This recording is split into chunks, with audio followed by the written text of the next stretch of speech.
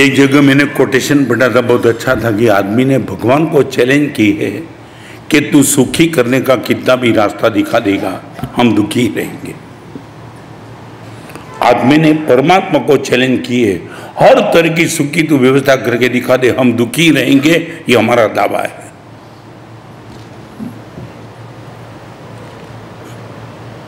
जब शरीर और मन को हम नहीं संभालते, आत्मा की बात किसके सामने करो?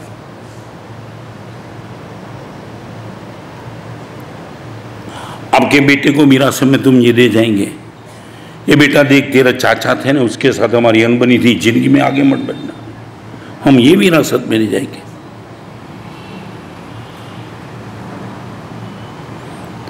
आज के प्रवचन का दो बात, मैंने कल जो बात बताई नहीं बताऊँ, रिपीट।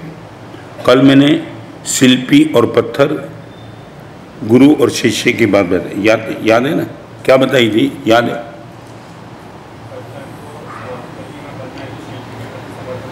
बराबर। और शिष्य को परमात्मा बनना है तो बस थोड़ा आज उसमें आगे बढ़ना चाहता हूँ।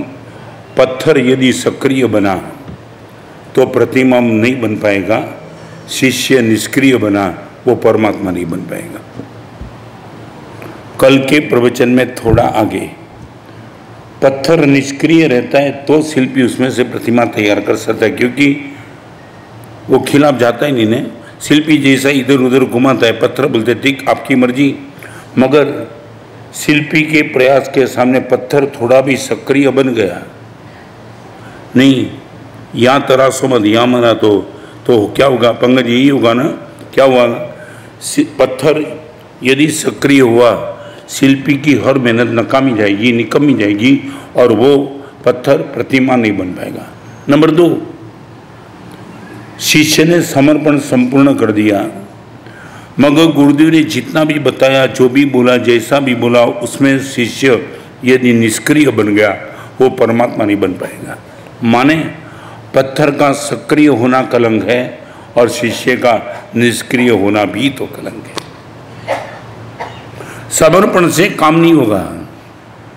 समर्पण करने के बाद गुरु ने शिष्य को सक्रिय बनने के बाद, दोस्त ये करना, ये नहीं करना, ये करना, ये नहीं करना, और वहाँ यदि वो लॉजिक लगाते रहेगा, ठीक है मैं कुछ नहीं करना चाहता हूँ, आप ही सब कुछ करो, गया काम से।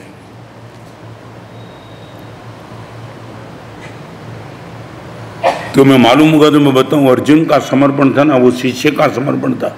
अर्जुन का समर्पण वो शिष्य का समर्पण था। महाभारत के युद्ध में 18 दिवस में आके खड़ा रह गया, आपके चरण में बैठा हूँ, और फिर श्री कृष्ण ने कहा अर्जुन ये करना है, करिष्ये वचनम तब, आप जो भी बोलेंगे वैसा करूँगा। माने समर्पण सक्रिय था तो अर्जुन जीत गया, समर्पण निष्क्रिय होता है हार जाता है। पत्थर यदि सक्रिय बन गया, गया काम से। हमारी सबसे बड़ी कमजोरी क्या? उत्तम गुरु मिले मगर हम जो सक्रिय होना था हम नहीं हो पाए। गुरुदेव ये मेरे से नहीं होगा, ये नहीं होगा, ये नहीं होगा, और गए काम से।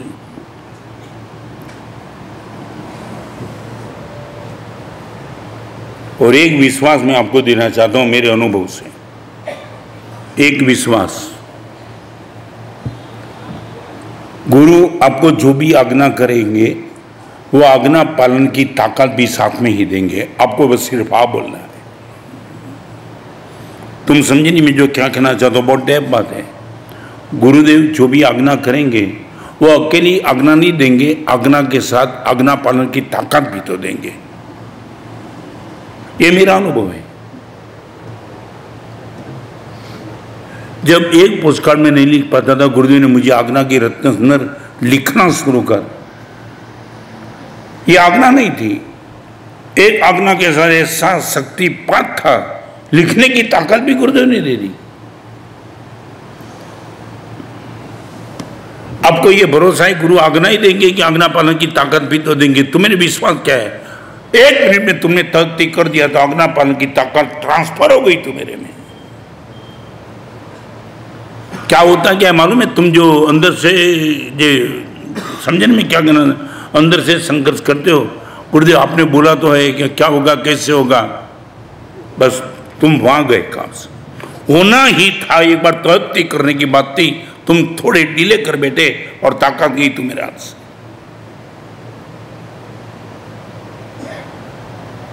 हमने ऐसे महापुरुष देखे जिन्हें आशीर्वाद दिया था तुझे मांस खमन करना है, पोरसी नहीं गिरी, वो मांस खमन कर दिया।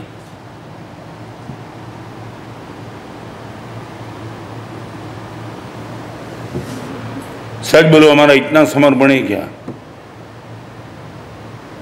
जब आज्ञा आ जाए तो बीच में मन को बीच में बिल्कुल प्लीज मत लाना, तो आपका 100%। मैं क्या करूंगा, गुरुदेव कैसे करूंगा, मेरे से होगा कि नहीं। मेरी बात करूं, आपने जो मुझे पूछा था ना, मेरे जिन में से प्रसंग है मैं बताऊं। जयपुर गया ना दिल्ली जाने के लिए, तब तक जयपुर गया तब तक दिल्ली श्री संघ ने मुझे विनंती नहीं की थी कि चातुर्मास आओ। कहाँ? जयपुर। लोग मुझे पूछते थे चातुर्मास कहाँ, मैं बोला दिल्ली, और दिल्ली वाले को बोलते हमने तो विनंती नहीं की। समझे, ये कॉम्प्लिकेटेड स्थिति।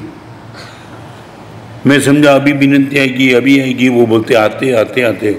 और क्या बताऊं तुम्हें, ये तुलिया की बात नहीं है। दिल्ली वाले के संघ की जनरल में ये तय हुआ था कि आचार्य जी को हमें विनंती नहीं करनी है।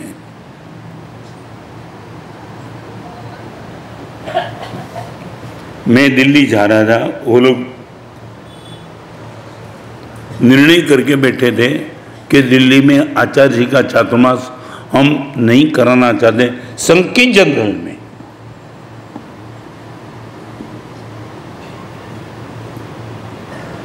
मैंने मेरे गठाधिपति को पत्र लिखा कि आप मुझे बोलते कि दिल्ली जाना है आपको, दिल्ली श्री संघ ने तो ये निर्णय किया है।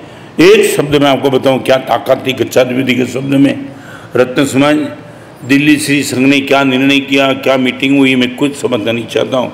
मैं इतना कहना चाहता हूँ, सूर्य जब बाहर निकलता है ना, बस निकलने का प्रश्न है, चारों ओर प्रकाश फैल जाता है। जयपुर से दिल्ली की ओर तुम कदम रखो, चारों ओर प्रकाश। और मैं बताऊं, जयपुर से पहला मुकाम निकला और दिल्ली श्री संघ बस भर के आया। गुरुदेव हमारी आपको विनंती।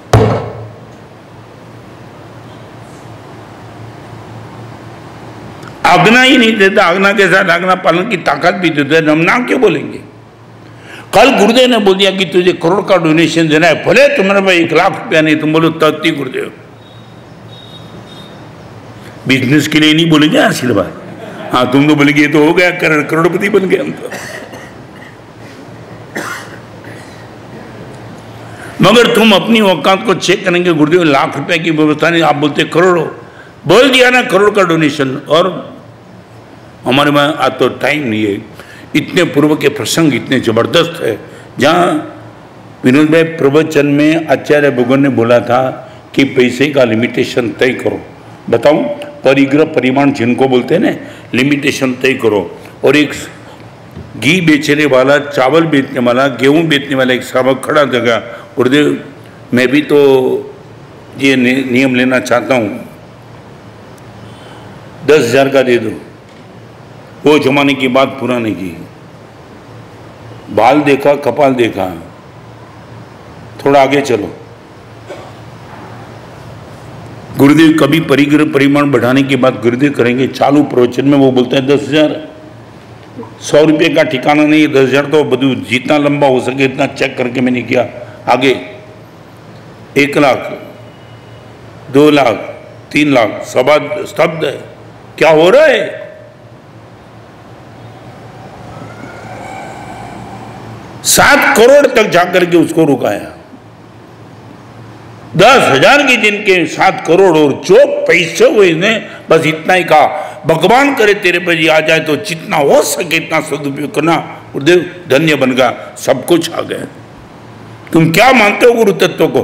तुम्हारी निष्क्रियता ने मार दिया, नहीं सक्रियता ने मार दिया। गुरुदेव की हर आज्ञा पर तुम कमेंट करते चले, ये ठीक नहीं है, वो ठीक नहीं, मुझे ठीक नहीं लगता। गुरुदेव आपको मालूम नहीं है, नुकसान गुरुदेव को नहीं हुआ, तुम्हें हुआ।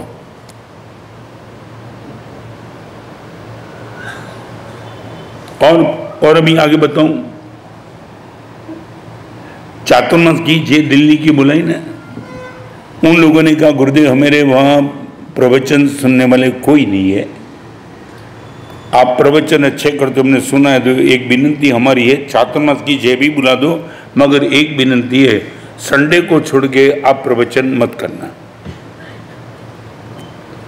दुनिया वाले ऐसी विनती करे, मैं चौमासा हो गया। आप जो बोलते हैं मेरा अनुभव मैं आपके सामने शेयर करता हूँ कि एक आचार्य जी के साथ भी इन लोगों ने कहा था कि गुरुदेव संडे को छोड़ के हमें कोई टाइम नहीं, दिल्ली में फुर्सत नहीं है, पैसा पैसा पैसा सत्ता, और फिर भी आप आए हो तो एक प्रवचन सुन लेंगे। मैंने बोला आप बोलेंगे तो शनि रविवार को भी नहीं करूँगा। दिल्ली में बहुत अलग अलग काम के लिए आ रहा हूँ और आप चाहते हो तो रविवार को भी नहीं करूँगा। नहीं गुरुदेव संडे को फ्री रहेंगे। और बताऊँ ये धूलिया में नहीं, कितने साल से मैं सोमवार के प्रवचन को विराम करता हूँ ना, मालूम है तुम्हें। और दिल्ली में वो स्थिति आई कि सोमवार के प्रवचन को भी मैं विराम नहीं दे पाया। 12 महीना रोज का प्रवचन चालू हुआ। जहाँ एक दिन सुनना चाहते थे वहाँ एक दिन का ब्रेक उन लोगों ने मुझे नहीं दिया। ये आज्ञा की ताकत।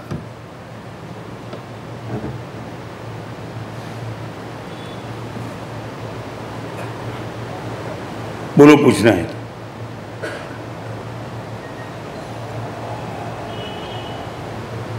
बहुत धन्य होगा जिसकी सामने गुरुदेव की नजर हुई और आज्ञा होगी, बाकी तो करता भी नहीं गुरुदेव। अबजपति आता है ना, वो भी बोलते गुरुदेव लाभ दे दो, धर्म लाभ, बात ही नहीं करते हम। हमारा अनुभव मैं बताना चाहता हूँ, कभी कभी किसी अबजपति को किसी गुरुदेव ने बुलाया ना तो वो भी पूछता है कि कोई आजू बाजू में बैठा है मांगने वाला। और मेरे लिए भी वो कल्पना करता है गुरुदेव को पैसा चाहिए इसलिए मुझे बुलाया होगा।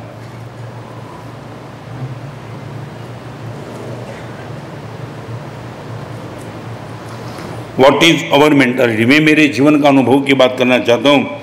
जहाँ जहाँ भी गुरुदेव ने मुझे आज्ञा की थी और 1 मिनट में आज्ञा का स्वीकार कर दिया, ताकत भी गुरुदेव ने दे दी। मैं संसद में गया ना तो मुझे मालूम नहीं था कि क्या होगा। आधे रास्ते पे मुझे पता चला, मैंने गच्छाधिपति को बात लगी मैं जा रहा हूँ संसद नहीं सोनिया गांधी के पास। और उनके साथ बात, मेरा दिल्ली का आगमन सफल होगा निष्फल होगा तय वो करने वाला। आधे रास्ते पे मुझे पता, क्योंकि रात को 10 बजे 10 जनपद से फोन आया कि आपको सोनिया गांधी के पास आना है, टाइम ही नहीं मिला। और सुबह आधे रास्ते पे मुझे पता चला कि सोनिया गांधी के पास जाता हूँ और गच्छाधिपति का आशीर्वाद न मिले, प्रश्न ही नहीं। और मैंने आपसे बात की, मैं बोला साहब आज दिल्ली का मेरा आना सफल होगा कि निष्फल होगा वो आज की मीटिंग तय करेगी, बहुत बड़ी ताकत चाहिए, मैं खुद अकेले मेरी जबान से कुछ नहीं होगा। और वो गच्छाधिपति थी जिसने बोला रत्नमा नौकरशी बाकी है, मेरी नौकरशी बाकी है, मगर तुम जा रहे हो सोनिया गांधी के बाद मैं अभी ही जाप में बैठता हूँ। इस महापुरुष ने नौकरशी पेंडिंग रखी, जाप में बैठे। जाप खत्म होने के बोला तुम जाओ, 100% आपको सफलता मिलेगी, 100% सफलता मिलेगी। क्या मानते हो तुम? अनंत उपकारी गुरुदेव को तो हमने फेल कर दिया, हम सक्रिय गलत तरीके बन गए। गुरुदेव आप तो बोलते हो मेरे शनियों का ये, अरे तुम हिम्मत तो कर, बोलने वाले गुरु है, कोई बॉस नहीं है।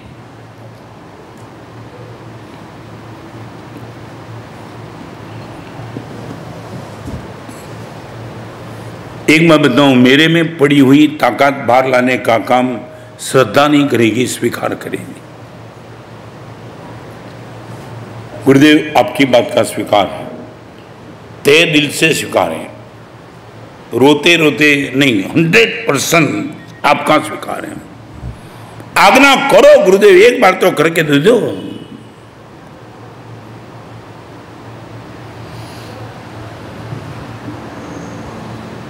मैं फिर से कहना चाहता हूं, खुद की ताकत की लिमिटेशन खुद तय मत करना, बस इतना ही कहना चाहता हूं।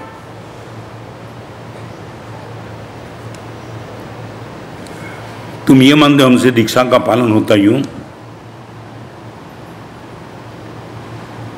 आज के जमाने में ये जीवन का पालन टफ जीवन है, टफ। न माता पिता, न भाई बहन, न कोई परमानेंट एड्रेस, न कोई सुविधा, न कोई प्रोविजन।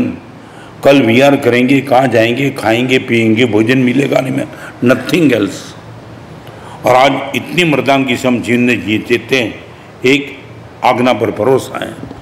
दीक्षा गुरुदेव ने दी है, दीक्षा पालने की ताकत भी गुरुदेव ही देंगे।